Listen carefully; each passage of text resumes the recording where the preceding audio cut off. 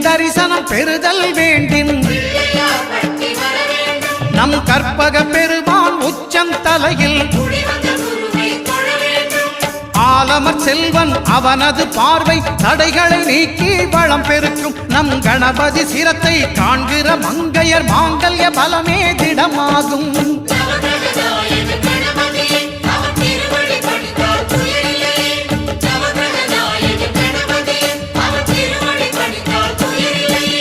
ஒன்பது கோளும் ஒன்றாய் காண அங்கு கற்பகம் என்று